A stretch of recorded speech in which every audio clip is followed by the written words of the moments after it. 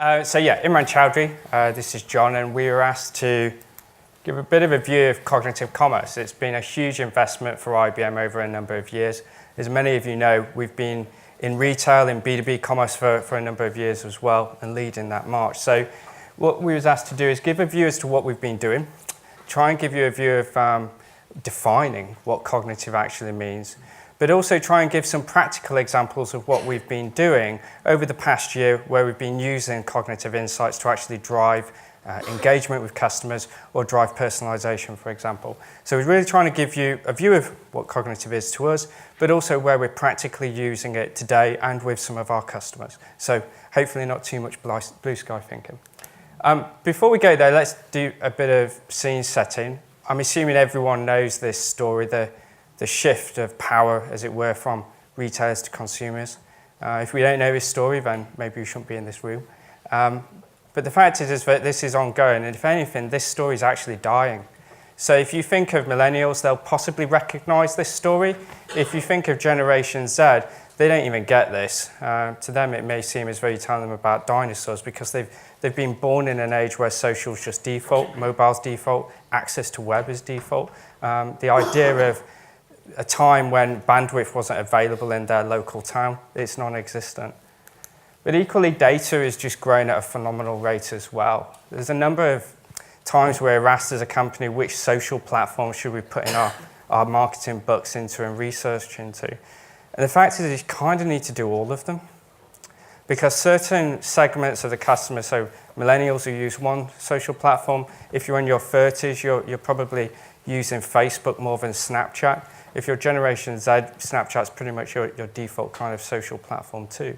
But this data is growing at such a phenomenal rate, and how you're using it is very difficult for humans, for us, to be able to mine it in real time, get some, let's say, pockets or golden nuggets of how to take that opportunity that is being uncovered from this data and be able to execute an action to actually profit from it.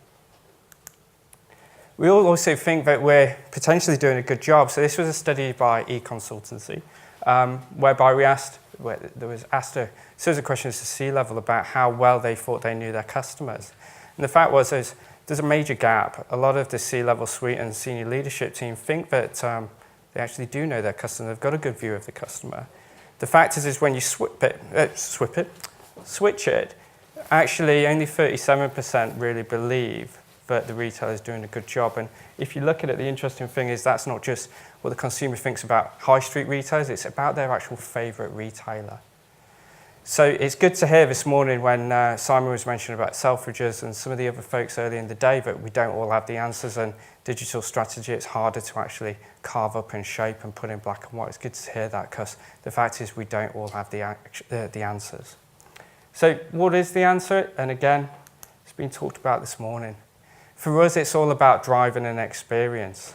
So that experience is what's going to differentiate you from your competition. It's kind of your value, it's your service. It's something that hopefully will drive repeat business in the future. So how do we go about doing it? And this is where we fit into our platform on our portfolio. So it boils down into two elements. So first, it's the insight, which has been talked a lot about this morning. And that insight isn't just about what that user did in terms of your website the last time they hit it, what their past purchasing history's been with you. It's getting into the grit of who is that person? Who do they aspire to be? What inspires them? Who do they affiliate with in terms of brand, in terms of content, in terms of groups? Really get into grips with who those people are. So from that, you can actually start building relevant and inspirational content for them. And that's not just content in terms of email, that's content in terms of online, the offline experience, the store experience, the call center experience, being able to deliver that inspirational content, but being able to do it at volume, at scale. And that's where we bring those two things together. So this right-hand side, I was going to say left, but this right-hand side is our analytics, our marketing capabilities. This left-hand side is our commerce capabilities, our campaign management capabilities. And we're bringing all those together to provide that front-end experience. And I tell you about that front-end experience because the thing that is really good to hear this morning is that people aren't forgetting the third priority, and that's actually delivering on the promise, that back end. Because if you've invested all of your efforts, your marketing dollars, all of your resource in creating the perfect experience at the front end, but you're forgetting that you need to deliver that promise to that customer from the back end, be it your supply chain, be it the visibility of your stock, be it in warehouse, be it in store, be it drop ship, but being able to then execute on that promise and deliver on time and efficiently, then you're going to fall. So don't forget the back end is important as the front end. And this is where our order management piece comes in. And this is possibly one of the biggest requests that we're getting at the moment from retailers. Retailers have gone through this process of trying to fix this problem with ERP. They've realized that it's got to a point that they can't customize anymore and they're needing another solution. So on that note, I'll hand over to John. Thanks, Imran. So I'm going to talk a little bit about cognitive, what it is, why we need it. So Imran talked about 37% of customers, consumers, think that their favorite brands understand them. And they think they should. Most consumers now expect you to know who they are and what makes you tick. But what they don't get is just how hard that is for us and what a challenge that represents. Because here's the rub, only 20% of the data about that consumer is nice, neat, structured data that will sit nicely in a database, that you can point traditional analytics tools at that use very protocol-driven decision trees to come to a mathematically precise answer. That's okay for that structured data, but 80% of who I am is highly unstructured data. It's ambiguous, it's complex, it's implicit, and that's what makes me who I am. But consumers just expect you to know that and quite frankly don't care how hard it is to analyze and understand that data. And so we have a situation where the majority of that data is generated by humans for human consumption, which means to understand it, you need a system that can read it, view it, and interpret it. Now that traditionally has been very, very difficult using traditional kind of computational algorithms. So if you take, for example, one individual, one customer, if you pointed an expert and read all their product reviews on a website or all their posts or all their blogs, you might be able to glean some really interesting insight about that individual that would help you interact with them in the future. But clearly, as an expert, I can't do that at scale. I can't read everyone's posts, blogs, comments. Who I am is not just a view of how many times I visit a website, how many products I've bought, average order value, transactional history. That's not me. That's the what. It doesn't tell you why I'm doing that.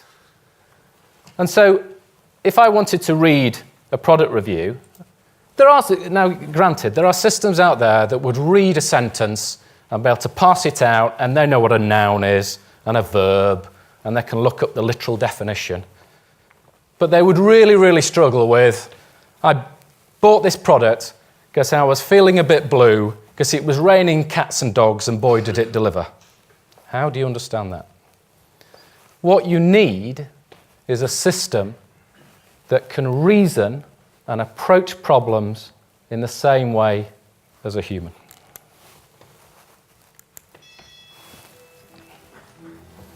I am a technological breakthrough. This morning, I read over 4,000 articles on leukemia in less than a second. たった数週間で新しい言葉も話せるように。 Thousands of new laws were published yesterday, and I'm up to speed on all of them. I know every detail of every public quarterly report in the last 20 years. I can spot diseases before a patient displays a single symptom. I can understand euphemisms, idiosyncrasies, and complex metaphors. I can tell what's going to sell out before it ever trends online. I can forecast the weather in over 2.2 billion locations at the same time! I can grow with you. I can coach you. Enrich you. Enlighten you. And I'm just getting warmed up. Hello, my name is Watson. Together, we can outthink the limits of what's possible. Welcome to the cognitive era. Now, it's not going to become self-aware. It's not Skynet, contrary to some of the posts we see on our YouTube channel. But what we can do is we can train Watson in a certain domain. We get an expert to tell it what the jargon is, how to interpret data, and then it goes off and it uses that knowledge. And it can read 800 million pages of text a second. What it can do is it can understand literature, reports, blogs, posts, tweets. It can look at images, understand the context, what's in the image. And then you can start to ask it questions. So it understands natural language, idioms, the semantics of a sentence. It can apply cultural, grammatical rules. And it can read. You can talk to it, you can type, and it can view images. And so, through this process, we can embed advanced, and we have embedded advanced analytics into our commerce platform. And when I say advanced analytics, I'm really talking about programmed learning at one end, through to directed self-learning, right through to cognitive reasoning. And this capability now is being embedded in the whole of our product suite within IBM. Because what we've recognized is you can have experts, but they just cannot ingest, digest, and evaluate the amount of data that's out there. It's just physically impossible. And so how do you take that expertise and democratize it, provide it to everybody, and provide a decision support tool to everyone in the organization? An environment that can read through millions and millions of tweets and posts, every single tweet that's ever been tweeted, and understand that when I say I'm blue because it's raining cats and dogs, the context of that and why. And so what the system will do, it approaches the problem just like a human. What we do is we observe data. We look for visible phenomena. We then apply all our wealth of knowledge and expertise to that problem, and we come up with some ideas, some hypotheses, some educational guesses. We then evaluate those and say, right, which of these are most likely? Is there any evidence to support them? And then we take a decision. Which is the most likely, and action it. Now, you can do that at a small level. And so what we find is in commerce, you might be doing this at a product level, a category level, a channel level, but you just can't do it across all channels in an omni-channel environment. Watson does this. It reasons and approaches problems in the same way that we would do. And then once it has access to all your commerce data, all your transactional history, everything about your consumers, you can start to ask it questions. Why did this product flatline in this period? Why have I sold more of this? Why have my web visits dropped off in this period? And then start to ask it questions. What can I do about that? And Watson will understand your question. It will generate its own hypothesis, or multiple hypotheses. It will then look for evidence to back that up, and it will come back and say, why don't you try this? And here is the evidence behind those decisions. And so I'm going to pass back to Imran now, just to talk about how we've used this kind of capability within the platform. Thanks, John. So instead of showing some crazy blue sky type solutions we've created, I thought I'd just distill it down to some practical things that potentially you could absorb, you could apply this year. So this isn't a case of these capabilities are only available for enterprise. We've got mid-market now starting to use these. We've even got a number of startups that are growing and starting their business with this from day zero. Equally, this stuff doesn't cost millions of pounds or dollars, and it doesn't cost years to develop. So I wanted to try and show you a few examples of some of the things that we've been doing with some customers, some of the things we've been trialing, and then some of the things that our customers are actually doing this year. So the first one is around how we used Watson and Cognitive to understand trends that were happening over Christmas peak, to absorb nearly over millions and millions of data sources, be it blogs, social channels, as well as forums and other content to try and understand what was the on-trend, what was the peak products that people were looking to buy that season. So there's a bit of a funny, admittedly, American video, but it gives you an idea of the types of things that we were looking at over Christmas, but also the types of apps that we were developing to inform consumers of what was the hottest trend at the time, and also allow buyers and merchandisers to understand what they should be thinking about in terms of promoting products, as well as thinking about backing off to their supply chain for buying. You've hit the bullseye, my friend. You knew they'd put the majestic Beautycorn, this year's holiday it toy. And to think your husband bought them the Captain Kaboom Space Cowboy. Seriously, good sir. How did you know? He asks. IBM Watson Trend, where Watson uses cognitive brain power to show you the gifts they'll go crazy for. First, Watson interprets millions of conversations simultaneously because it understands tone, context, and meaning in human language. So when Cassidy Lipinski, Florida 5th grader and unicorn enthusiast, first posted, OMG Beautycorn, so fantasylicious, #unicorn life, #must have, Watson understood. When thousands of other Cassidys made #unicorn selfies go viral, Watson got that too.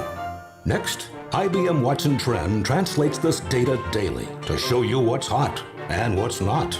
And finally, runs these figures through advanced forecasting models so you can beat the frenzy.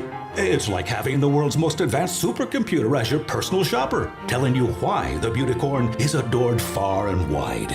P.S. It's because kids are gaga over the Beautycorn movie, and parents love their educational books. But it's just a unicorn, he says. No, you respond, it's a Beautycorn.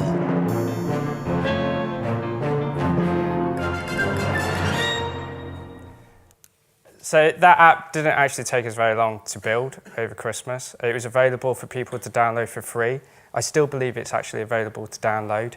The link will be on the slides that we're distributing after this event. But what you can see on the far right-hand side is basically the ranking. So what's the hottest trends, the hottest products at that time. You can then drill down into categories, so toys, apparel, for example. But then you can drill down further. So in the case of Beautycorn, it's a case of, well, what's the numbers behind that trend? And it's not a case of the past numbers and the current numbers, but also predicting the future as well. So the demand for the future. So again, if you're thinking of the buying department, if you're thinking of trading, if you're thinking of supply chain, you can predict, is this just a bubble that's due to burst soon? Or actually is this something sustainable that I actually want to go and capture the moment, capture the opportunity and exploit? And equally, you can go into some of the story behind what's happening with that trend or what people are saying. So this was live last year. As I said, millions of data sources were collated to actually create this real-time app. And if you, again, to John's point, if you were thinking of trying to do that in-house with a team, it's just not possible as humans. We need to use computers and machines to try and help us digest this and mine these big data pools.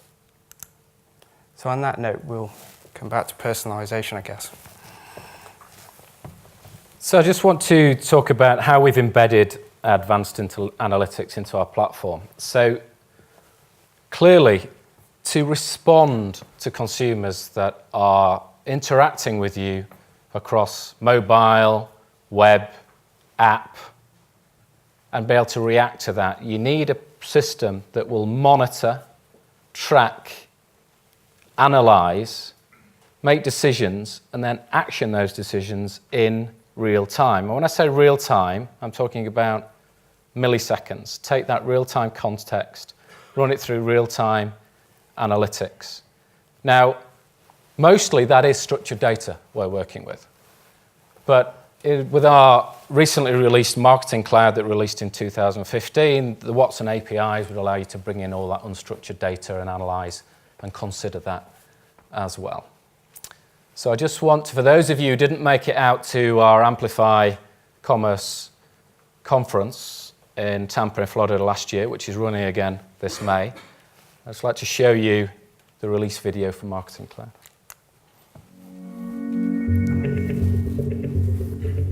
As you speed to keep up with your customers across an ever-evolving number of devices and ways to engage, you might sometimes wonder where your day has gone, or for that matter, your customer.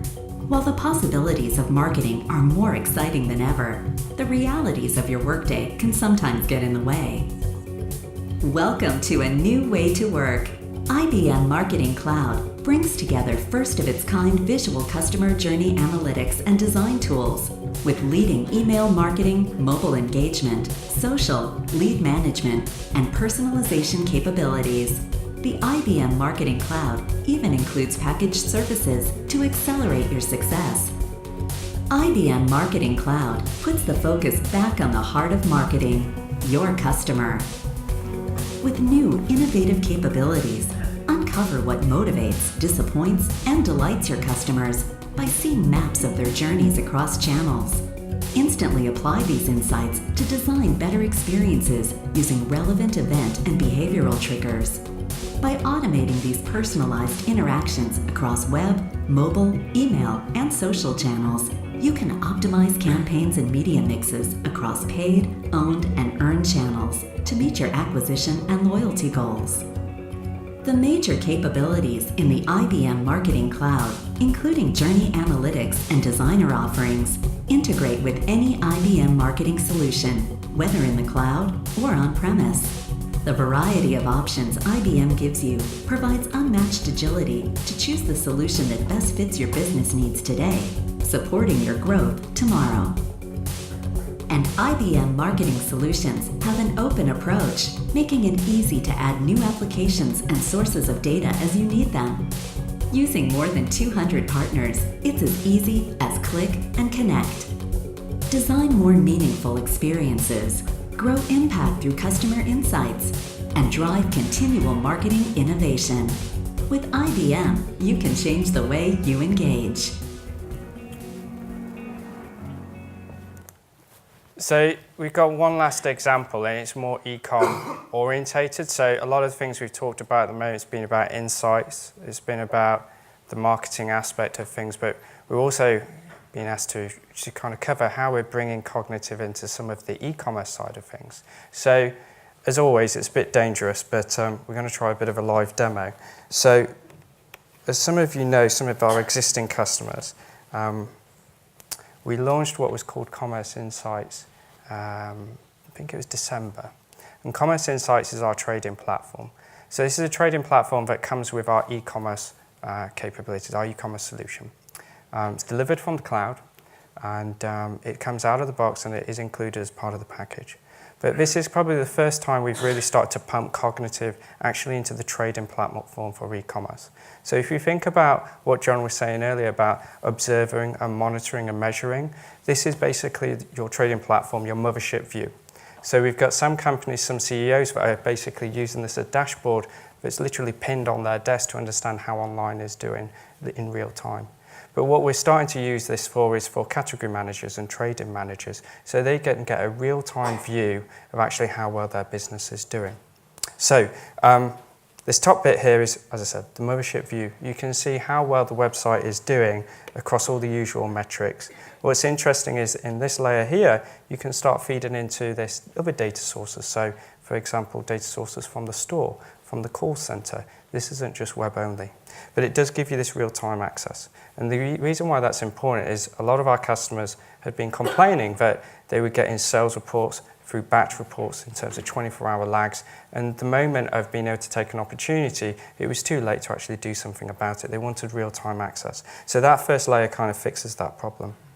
We also wanted to show the business from a category perspective how well the business was doing. And this was even interesting because a lot of our customers started saying, we kind of like this. It's kind of creating a bit of a gamification between the category managers, creating a bit of competition. Everyone can see how they're doing against their peers. And if you're this poor guy here, you're going to have to do something brilliant that day to step up to the mark. As you would expect, top performers, worst performers are always there as the pin. So this is kind of overall overview. What you can also do from here, which is also interesting if you are owners of those category pages, is you can go and change these pages.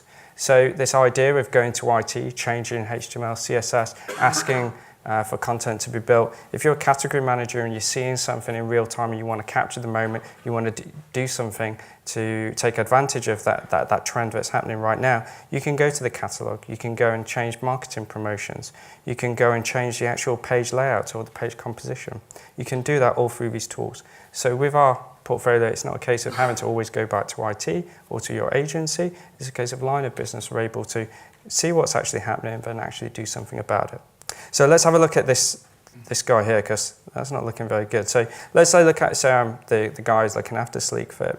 This would be my personal dashboard. I can see how my products are doing against my targets. I can see what's my best performers. I can also see what's my worst performers. This little guy here, this is kind of cool little feature that I like. If I was the category manager and this was my prize item for this season, this is the one I'm putting my target on. This is the one I'm putting pretty much my commission on. I can pin this, so it's always in eyeshot. I can see how well it's doing in terms of inventory. If it's the start of a promotion and I'm 80% inventory, that's not too bad. If I'm 3/4 of the way through my campaign and I'm still at 80%, I need to go do something about it.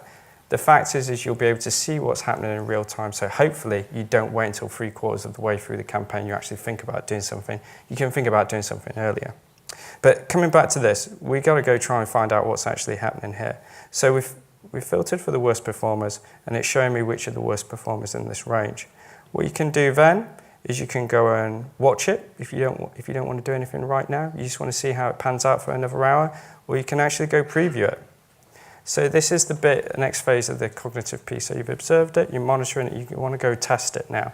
So as you can see, we've kind of gone into the preview piece now. And this preview piece is looking at this as a customer. So this is actually going straight into the store. This store is our starter store. This is available out the box. Lindt Chocolate got up and running in about 90 days.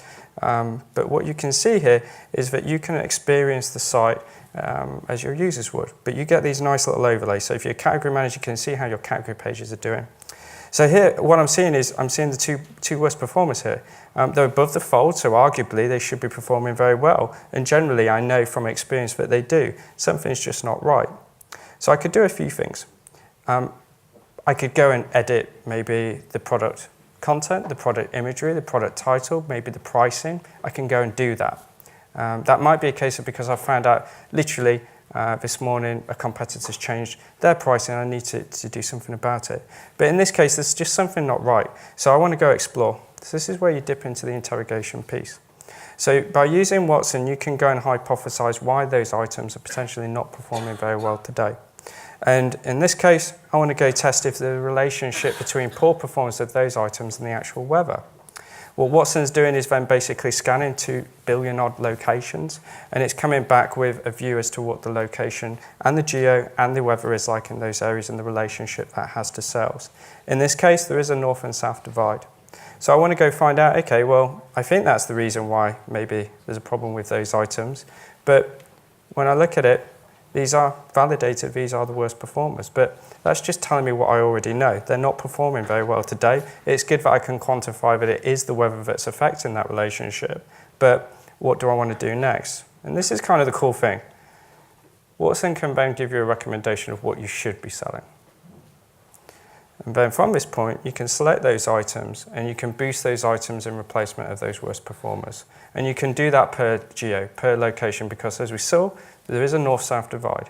So there is going to be some warmer climates where you still want those products to be retained and still promoted, and there's some you want to replace them with colder weather location kind of items. So this is where we've gone from observing in real time what's happening on the site, being able to go and hypothesize and interrogate why that might be happening, get recommendations as to what you should be doing, and then being able to execute those recommendations. So the next way of the demo basically pushes those into the search engine and into the search assortment and rankings.